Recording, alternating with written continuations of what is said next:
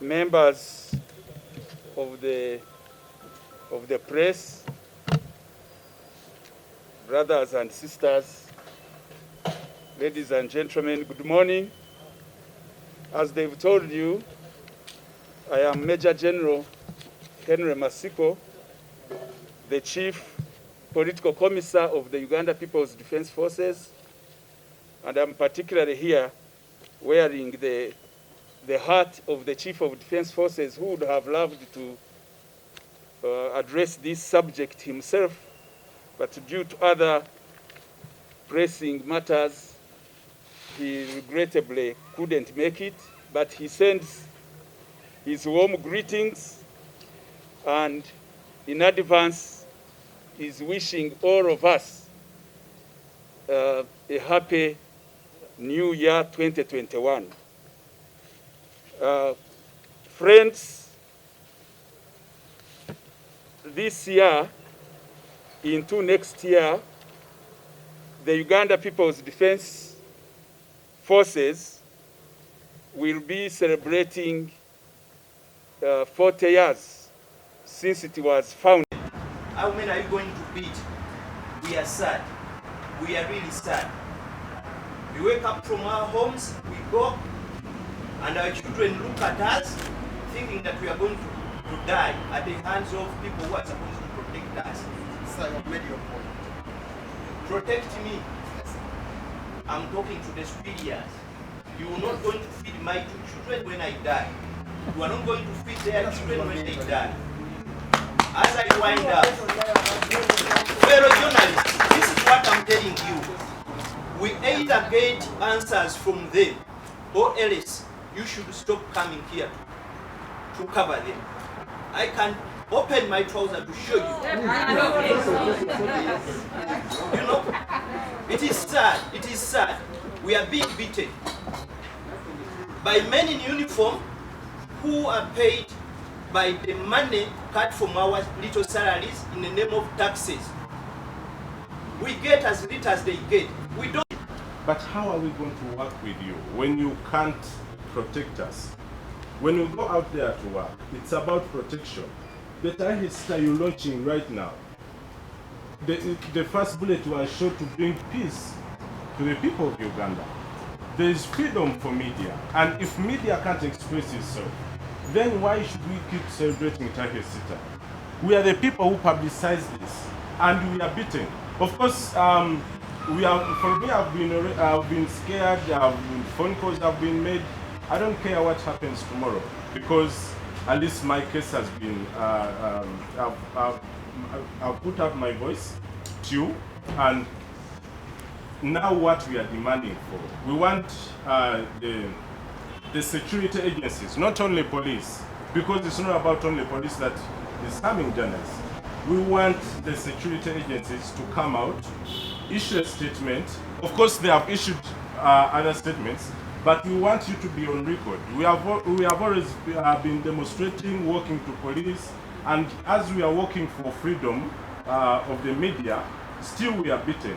So we are sorry to interrupt your function, but we have come here to cover your function actually, just like even after beating us, but to tell you that there is a journalist who's on crutches right now, Daniel Rutaya. We have Alimivuli. His leg was beaten. Ashraf. He's no longer employed.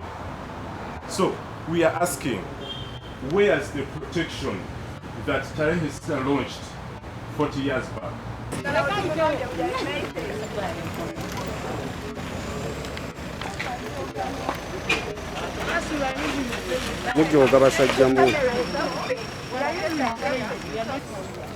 Tubadde wano nga tuzze tugende ba security officers boss waabwe abadde wano ne togenda naye mu mirembe ne mugamba ssebo tuli bannamawulire, we are not dangerous, tetuli ba activists. Naye engeri gy'ayogedde ng'alinga protecting ba security officers nti bagende mu maaso batukube, kyenkuddemu agambye nti tuli ba activists. mbu tetuli professionals, we are unprofessionals. Naye nze nga kyemanyi ffe tulina unpartisan, tuli just ba journalists. Gwe batusindika kwe tukola. Batugamba mugende mukavalinge muzeeyi tugenda.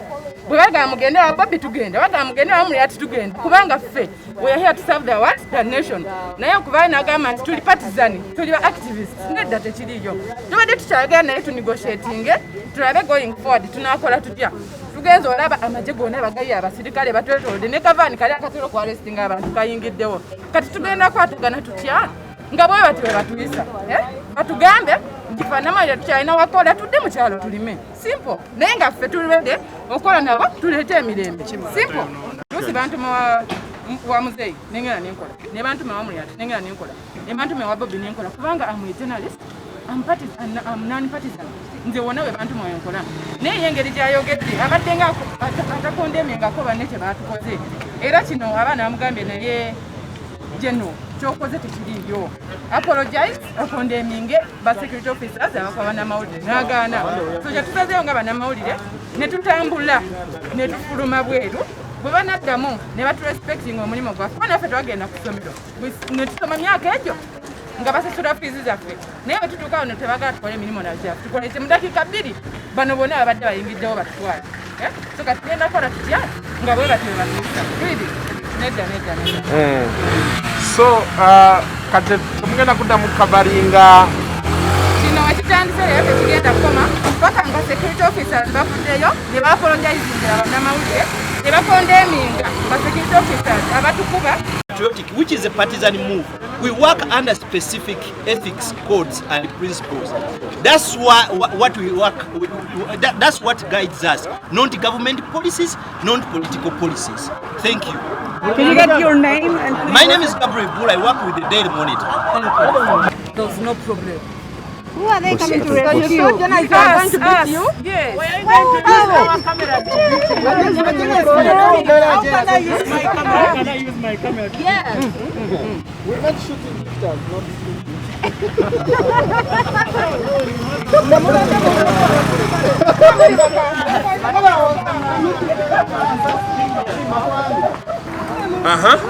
mwagala njogere ku ki? Embeera ebaddewo olunaku olwaleero. Embeera ebaddewo olunaku olwaleero bambi ekisooka nze njagadde nnyo bulijjo tudimandinga nti abamawulire tulina okuvaayo ne common voice twogere tutegeeze abantu because abantu abasinga abamawulire babadde tebeefiirayo. Unfortunately ekibiina ekitutwala nga abamawulire Uganda Journalists Association terina nnyo kyekoze kulaba nti esobola tutaasa ku mbeera eno ng'oggyeko okuissuinga statement wano ne wali action ng'eno ebadde yeetaagisa. Nsuubira okuba nti kati kino ekikoleddwa press conference ne tugivaamu we demand for answers kigenda kutuyambako going forward. Abantu bano bategeere nti naffe tuli bantu ate twetaaga omulimu gwaffe okuweebwa ekitiibwa era buli mwana abaddewo wano n'ateekawo voice ye mwebaza nnyo.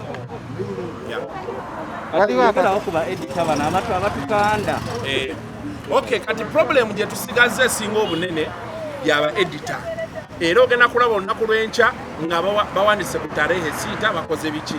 We are saying ababeera mu field abanoonyeza amawulire baedita mulekerawo okulya obusente obutinye n'okutufuula ebiyenje. Be tuba tugambye nti tuboycottinze, let us all boycott. We don't want to see owamawulire abadde wano sitoola ate efulume nga ndala nga teyogera nakwogera ku bintu bibadde wano.